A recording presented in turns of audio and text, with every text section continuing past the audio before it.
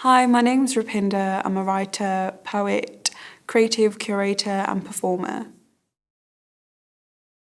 I predominantly use language in my poetry. It's inspired just naturally by ghazals, Qawwali music, Punjabi folk songs that I've grown up listening to, and just the Punjabi language, the use of Hindi and Urdu, all kind of just fused together in my mind and kind of just made way in my poetry. So sometimes I'll be starting something in Punjabi and it will finish in English, or I'll start something in English and it will finish in Punjabi, or it will just be like a combination of Punjabi and English and then bits of Urdu and Hindi thrown throughout. My inspiration mostly comes from music, listening to ghazals, Qawwali music, Punjabi folk songs, and the use of language in them. So the use of Punjabi, Hindi and Urdu throughout the music I often pick up while I was listening as a kid, as a teenager. Especially as a teenager, I listened to a lot of Coke Studio songs, which are kind of classical recreations of songs. I spent a lot of time listening to them, literally 2-3 hours just listening to the same songs.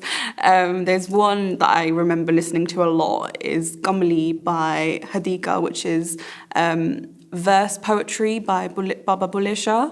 And I think that's one song that I think has stayed with me a lot, especially because I listen to it so much. And I would say music, definitely. And even in my book, Ruh, it's got inspirations from folk music directly. I've got my own versions of the folk songs in my own kind of way in poetry. I've got a poem called Challa, I've got a poem called Jugni, which take direct influence from Punjabi folk songs. And also there's this one poem, for example, I've got how Urdu and Punjabi meet together in my bookshelf. So it's just, I think the music definitely has played a big part for me towards my inspiration for writing and using language in my work. Even if I'm writing in English, it's always about kind of South Asian things or looking at it through a Punjabi perspective, or most of my poetry, I don't think it's actually purely English as well. There'll always be something in Punjabi or something in Hindi or something in Urdu. I don't necessarily mean to do it that way, but it kind of just comes like that naturally. I think it does in certain ways, like I said, like how sometimes I'll start something in Punjabi and finish something in English, or sometimes I'll be thinking in Punjabi but I'll be writing in English, or I'll be thinking in English and writing in Punjabi, and then the little bits of Urdu and Hindi just floating around in my head.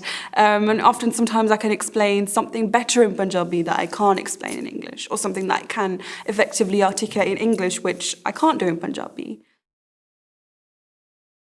It enables you to explore, I think, and imagine things that perhaps you can't think in one language, but you can think in another language, or you can explain in another language, which you can't do in another language. So I think it's really beautiful just knowing whether it's just another language or two languages. It's really interesting.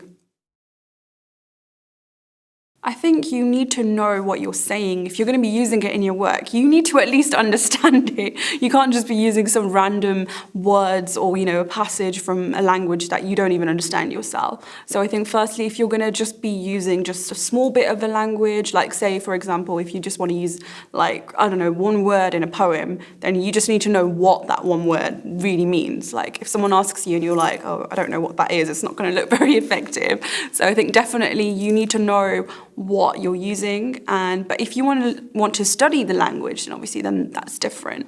Then I think knowing how to speak it, knowing how to read and write it also helps as well. So it just depends to the extent of how much you want to know of the language. There's so many opportunities to work within languages, whether it's as an artist or as an academic. There's so many different opportunities, so many different ways you can collaborate with other artists, academics and musicians. And there's just so many things you can do now with language, which I think wasn't possible even just 5-6 years ago. My first favourite word is Ruh, and that's not just because it's the title of my book, but it's a word that means soul, and Ruh means soul in Punjabi, Hindi, Urdu, originating from Persian.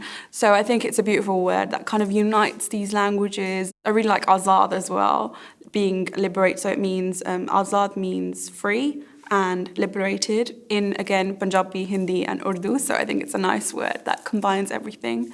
I also really like Firdaus, which means paradise in Urdu, originating from Persian. So I just love Firdaus, like just saying it Firdaus. It just feels really nice. Yeah, that's one of my favorite words in Urdu.